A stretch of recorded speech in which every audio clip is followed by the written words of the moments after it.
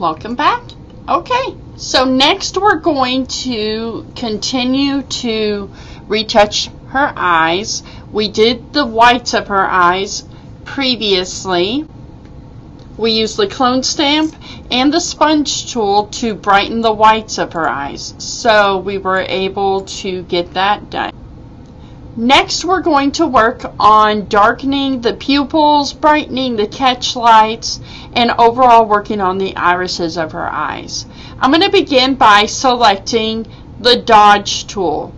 Dodge tool is going to brighten things. My exposure is set at 50%. I'm going to change it to my midtones. Make sure they're selected.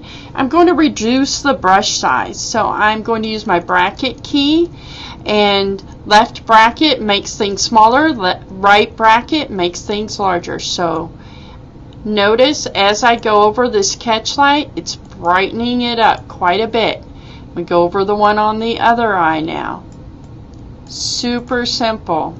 I'm going to reduce that exposure down to about 11%. Get a nice large brush, and I'm going to give the eye whites just one quick pass with that.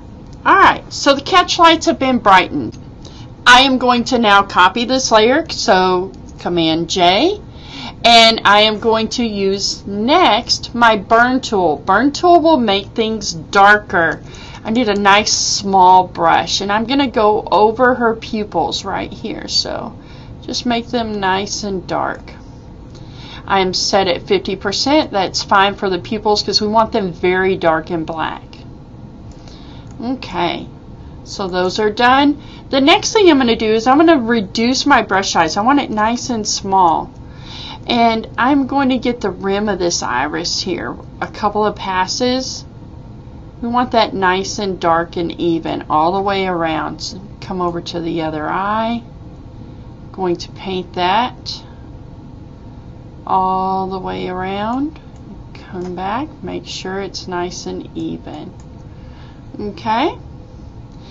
I also like it to be just a little bit darker on the inside with the colors, so I'm going to give it a little pass there as well. So if I click that layer on and off, you can see what I've done there. It's just a little bit darker. Okay. Next, I am going to get my saturation sponge. So my sponge tool, I'm going to set it to saturate. My flow is at 35%. I don't want to overdo this. I just want to make the colors in her eyes pop. So I am going to give a single pass over her eyes. Okay, so look at the difference in how bright they are once I put the saturation sponge on them.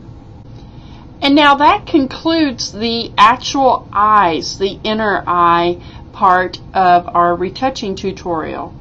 In the next video, we're going to cover how to do the eyelashes and how to clean up the eyebrows.